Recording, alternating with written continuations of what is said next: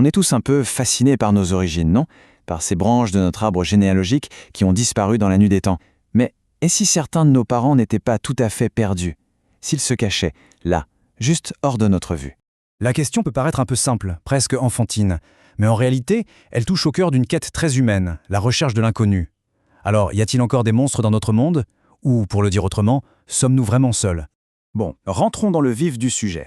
Un peu partout sur la planète, des cultures racontent des histoires de créatures poilues qui ressemblent à des humains et qui rôderaient dans des coins reculés. Que ce soit le Bigfoot en Amérique du Nord, le Yéti dans l'Himalaya ou encore l'Almas en Asie centrale, ces légendes d'hommes-singes sont tenaces.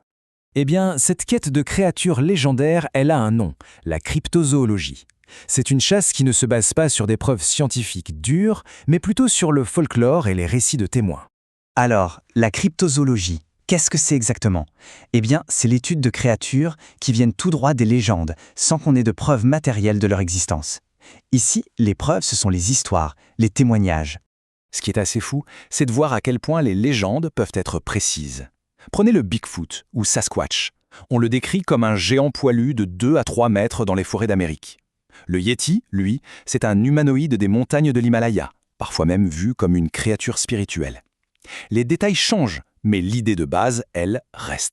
Au final, les preuves se résument à quoi? À un mélange de folklore, de récits personnels et de photos souvent très floues. C'est un monde de mystère super fascinant, c'est sûr, mais qui reste en marge de la science. Mais, et si on changeait complètement de perspective? Si les indices n'étaient pas des images granuleuses, mais de véritables os fossilisés? Si la recherche de nos parents perdus ne se passait pas dans les forêts sombres d'aujourd'hui, mais dans les couches profondes du temps géologique?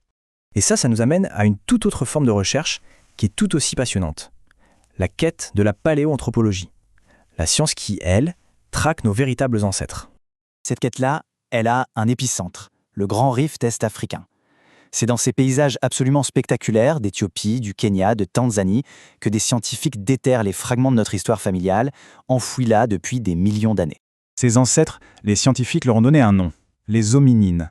Ce terme, il désigne le groupe qui nous inclut, nous les humains modernes, mais aussi tous nos ancêtres et cousins disparus qui marchaient sur deux jambes, depuis la séparation avec la lignée des chimpanzés. Et là, attention à une idée reçue très courante. On pense souvent que la première grande étape, c'était le développement d'un gros cerveau. Eh bien non, la toute première adaptation majeure de nos ancêtres, c'était la capacité de marcher sur deux pieds. La bipédie est venue bien avant les grandes idées. D'ailleurs, quand on compare un squelette humain à celui d'un gorille, la différence saute aux yeux. Le bassin, la colonne vertébrale, les jambes, les pieds, tout, absolument tout a été remodelé pour permettre la marche debout. C'est une vraie révolution architecturale du corps. Ok, mais pourquoi devenir bipède? Il y a plusieurs bonnes raisons. D'abord, c'est beaucoup plus économe en énergie pour parcourir de longues distances.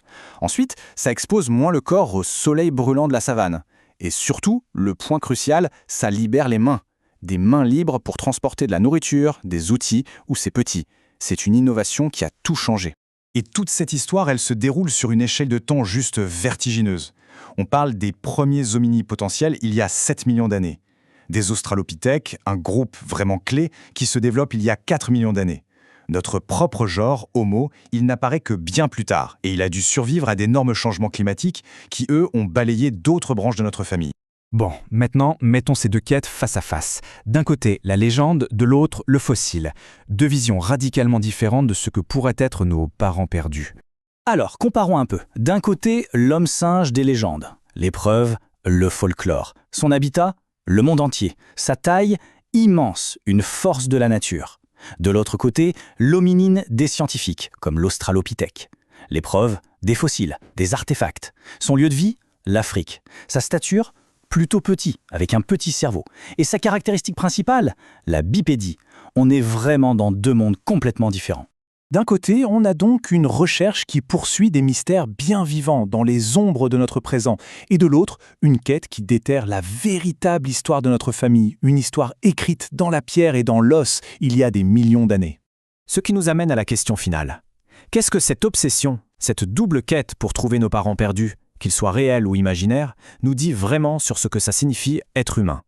Peut-être qu'au fond, dans ces deux recherches, on ne cherche pas seulement des monstres ou des fossiles, mais surtout une meilleure compréhension de nous-mêmes.